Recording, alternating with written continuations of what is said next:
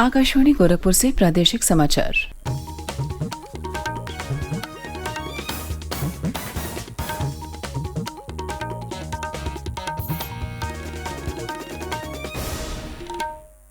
नमस्कार। समाचार बुलेटिन के साथ मैं शिवानी अरोरा। पहले मुख्य समाचार। मुख्यमंत्री ने सभी जिलों में साइबर क्राइम थाना खोलने और एंटी रोमियो स्क्वाड को फिर से सक्रिय करने के दिए निर्देश। राष्ट्रपिता महात्मा गांधी और पूर्व प्रधानमंत्री लाल बहादुर शास्त्री को उनकी जयंती पर प्रदेश भर में अर्पित की गई श्रद्धांजलि। मुख्यमंत्री योगी आदित्यनाथ ने गोरखपुर में गांधी जी और शास्त्री जी की प्रतिमा पर पुष्प अर्पित कर उन्हें किया नमन। और देवरिया के फतेहपुर गांव में जमीनी विवाद की रंजिश में दो पक्षों के बीच हुए संघर्ष में 6 लोगों की मौत। मुख्यमंत्री ने दोषियों के खिलाफ सख्त कार्रवाई के दिए निर्देश। अब समाचार विस्तार से।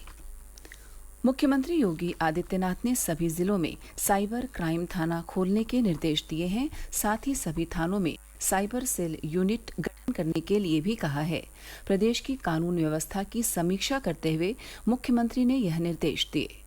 मुख्यमंत्री ने कहा कि शोहदों पर नकेल कसने के लिए फिर से राज्य भर में एंटी रोमियो अभियान चलाया जाए। इसके लिए उन्होंने एंटी रोमियो स्क्वाड को सक्रिय करने के निर्देश दिए हैं। मुख्यमंत्री ने कहा कि जिला मॉनिटरिंग कमेटी की बैठक समय से हो, जिसमें जिलाधिकारी, वरिष्ठ पुलिस अधिकारी और जिला जज शामिल होकर विभिन्न मामलों की चार्जशीट समय से दाखिल करवाने की प्रगति की समीक्षा करें। इसमें खासकर पॉक्सो और महिला अपराध पर फोकस रखा जाए। राष्ट्रपिता महात्मा गांधी और पूर्व प्रधानमंत्री लाल बहादुर शास्त्री की जयंती कल प्रदेश भर में धूमधाम से मनाई गई। इस अवसर पर प्रदेश के लोगों ने दोनों विभूतियों को श्रद्धांजलि अर्पित की। मुख्यमंत्री योगी आदित्यनाथ ने गोरखपुर के टाउन हॉल स्थित गांधी जी की प्रतिमा पर पुष्प अर्पित कर उन्हें नमन किया। साथ ही उन्होंने पूर्व प्रधानमंत्री लाल बहादुर शास्त्री की प्रतिमा पर पुष्पांजलि अर्पित कर उन्हें याद किया। मुख्यमंत्री गोलघर स्थित गांधी आश्रम भी गए। वहां उन्होंने चरखा चलाया और खादी के वस्त्र खरीदे।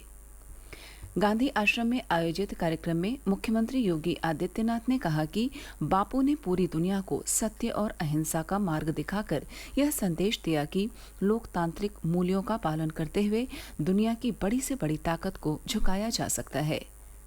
राज्यपाल आनंदीबेन पटेल ने राजभवन में राष्ट्रपिता महात्मा गांधी और देश के पूर्व प्रधानमंत्री लाल बहादुर शास्त्री की जयंती पर उनकी प्रतिमा पर पुष्प अर्पित कर नमन किया और सभी को बधाई दी। इस अवसर पर राजभवन के गांधी सभागार में बच्चों ने बापू के प्रिय भजन प्रस्तुत किए। इस मौके पर श्रीमती पटेल ने कहा कि गांधी जी के विचारों की विश्व भर में सराहना हुई। उनके विचारों से देश और विदेश के लोगों ने प्रेरणा प्राप्त कर जीवन में सफलता पाई।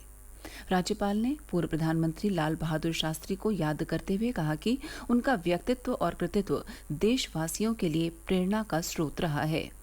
इस अवसर पर सरकारी, अर्ध सरकारी कार्यालयों और विद्यालयों में कार्यक्रम आयोजित कर दोनों विभूतियों को याद किया गया। कई स्थानों पर बापू के प्रिय भजनों के गायन के कार्यक्रम भी आयोजित किए गए हैं। केंद्रीय मंत्री एसपी सिंह बघेल आगरा में शहीद स्मारक पर गांधी जी और शास्त्री जी की प्रतिमा पर माल्यार्पण करने के बाद भाजपा कार्यकर्ताओं के साथ स्वच्छता अभियान में शामिल हुए।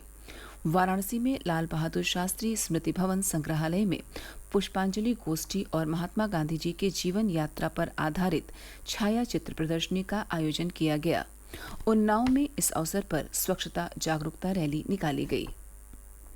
पीलीभीत, चंदौली, कासगंज, गोरखपुर, देवरिया, बस्ती सहित प्रदेश के सभी जिलों में स्वच्छता कार्यक्रम एवं खेल गतिविधियों के आयोजन भी किए गए। पूर्वोत्तर रेलवे लखनऊ मंडल के प्रबंधक आदित्य कुमार की अध्यक्षता में लखनऊ जंक्शन स्टेशन पर स्वच्छता पखवाड़ा का समापन समारोह आयोजित किया गया। प्रादेशिक समाचार आप आकाशवाणी गोरखपुर से सुन रहे हैं। यह समाचार बुलेटिन हमारे YouTube channel AIR news Gorakhpur और ट्विटर हैंडल AIR News_GKP पर भी उपलब्ध है। मुख्यमंत्री योगी आदित्यनाथ ने कहा कि एक संत का अपना व्यक्तित्व व्यक्तिगत जीवन नहीं होता, वह देश व धर्म के लिए समर्पित होता है। देश और समाज की आवश्यकता ही एक संत की प्राथमिकता होती है। मुख्यमंत्री कल गोरखपुर के गोरखनाथ मंदिर में आयोजित महंत दिग्विजयनाथ और महंत अवैधनाथ के पुण्यतिथि समारोह के तहत आयोजित महंत दिग्विजयनाथ की श्रद्धांजलि सभा को संबोधित कर रहे थे। उन्होंने कहा कि महंत दिग्विजयनाथ का संबंध राजस्थान के मेवाड़ के उस राणा कुल से था जिसने देश के स्वाभिमान के लिए लड़ते हुए अपना जीवन मातृभूमि को समर्पित कर दिया। उन्होंने यहाँ अनेक धार्मिक और राजनीतिक आंदोलनों से जुड़कर समाज के उत्थान के लिए कार्य किया। मुख्यमंत्री ने कहा कि आज हम प्रधानमंत्री नरेंद्र मोदी के नेतृत्व में एक नए भारत को देख रहे हैं। इसे बनाए रखने का दायित्व केवल नेतृत्व का ही नहीं बल्कि हम सभी का है। श्री योगी ने देश के नेतृत्व के साथ कदम से कदम मिलाकर चलने की लोगों से अपील की और यह भी कहा कि इसके लिए हमें शिक्षा पर विशेष ध्यान देना होगा। राष्ट्रीय शिक्षा नीति को इसके लिए एक संकल्प पत्र बताते हुए मुख्यमंत्री ने कहा कि इसके आधार पर हम देश के साथ साथ अपने जीवन के सपनों को भी साकार कर सकते हैं। प्रदेश के संभल जिले में अतिक्रमण के चलते विलुप्त हो चुकी सोत नदी जिला प्रशासन तथा ग्रामीणों की सहभागिता से फिर से पुनर्जीवित हो गई है। प्रधानमंत्री नरेंद्र मोदी ने पिछले रविवार को आकाशवाणी पर मन की बात कार्यक्रम में संभल जिले के लोगों की जन सहभागिता की सराहना करते हुए सोत नदी का जिक्र किया था। संभल जिले के जिलाधिकारी मनीष बंसल ने बताया, सोत नदी एक बहुत ही महत्वाकांक्षी योजना थी जिसके अंतर्गत नवंबर 2022 में पुनः इसका जीर्णोद्धार कार्यक्रम शुरू किया था और लगभग 1,70,000 मानव दिवस सृजित करके मनरेगा योजना के अंतर्गत इसका जीर्णोद्धार किया गया और लगभग 110 किलोमीटर से भी ज्यादा लंबाई में इस नदी को पुनर्जीवित करने का कार्यक्रम चलाया गया। और यह भी बड़ी खुशी की बात है कि आज जब उस पूरी नदी में जल प्रवाहित है तो न सिर्फ यहाँ के स्थानीय किसानों में बल्कि वहाँ के लोगों में भी इसको लेकर काफी खुशी है और माननीय प्रधानमंत्री जी के माध्यम से इसके प्रशंसा होना यह हमारे लिए बहुत ही गर्व की बात है और हमें आगे जाकर जनपद संभल की अन्य विलुप्त नदियां जैसे महावा नदी है उसको भी पुनरुद्धार कार्यक्रम शुरू करने में एक बहुत ही बल प्रदान करेगी। जिला अमरोहा से निकलकर संभल होते हुए बदायूं तक लगभग 110 किलोमीटर का सफर तय करके बहने वाली सोत नदी आज पानी से लबालब भर गई है, जिसे देखकर यहाँ के ग्रामीण काफी खुश हैं। इस संबंध में संभल जिले के सैफनी गांव के निवासी मोहित बताते हैं कि मेरे खेत के निकट 2 दशक पहले सोत नदी बहा करती थी, जिससे सिंचाई और पशुओं को पानी पिलाने की सुविधा थी। कुछ लोगों ने उस पर अतिक्रमण कर लिया।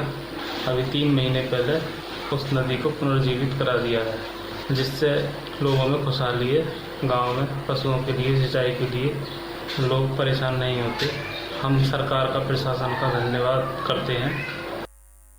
देवरिया जिले के रुद्रपुर थाना क्षेत्र के अंतर्गत फतेहपुर गांव में कल जमीनी विवाद की रंजिश में 2 पक्षों के बीच हुए संघर्ष में 6 लोगों की मृत्यु हो गई।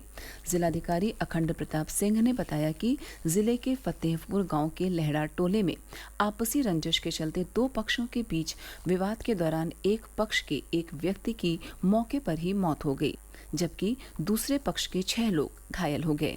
घायलों को मेडिकल कॉलेज भेजा गया, जहां 5 लोगों की मृत्यु हो गई। जिले के पुलिस अधीक्षक संकल्प शर्मा ने बताया कि इस प्रकरण में 14 लोगों को हिरासत में लेकर पूछताछ की जा रही है। मुख्यमंत्री योगी आदित्यनाथ ने इस घटना का संज्ञान लेते हुए दोषियों के खिलाफ सख्त कार्रवाई करने के निर्देश दिए हैं। फतेहपुर गांव में एहतियात के तौर पर पुलिस बल तैनात है और मौके पर पुलिस के वरिष्ठ अधिकारी मौजूद हैं। पूर्वी उत्तर प्रदेश के अधिकांश जिलों में कल से ही घने बादल छाए हुए हैं और कुछ स्थानों पर रुक रुक कर वर्षा भी हुई है। वर्षा के चलते लोगों को उमस भरी गर्मी से राहत मिली है। मौसम विभाग के अनुसार अगले 2 से 3 दिन तक बादलों के छाए रहने और कुछ स्थानों पर छिटपुट वर्षा होते रहने का पूर्वानुमान है। और अंत में इस बुलेटिन के मुख्य समाचार एक बार फिर। मुख्यमंत्री ने सभी जिलों में साइबर क्राइम थाना खोलने और एंटी रोमियो स्क्वाड को फिर से सक्रिय करने के दिए निर्देश। राष्ट्रपिता महात्मा गांधी और पूर्व प्रधानमंत्री लाल बहादुर शास्त्री को उनकी जयंती पर प्रदेश भर में अर्पित की गई श्रद्धांजलि। मुख्यमंत्री योगी आदित्यनाथ ने गोरखपुर में गांधी जी और शास्त्री जी की प्रतिमा पर पुष्प अर्पित कर उन्हें किया नमन और देवरिया के फतेहपुर गांव में जमीनी विवाद की रंजिश में दो पक्षों के बीच हुए संघर्ष में 6 लोगों की मौत। मुख्यमंत्री ने दोषियों के खिलाफ सख्त कार्यवाही करने के दिए निर्देश। इसी के साथ प्रादेशिक समाचार समाप्त हुए। नमस्कार।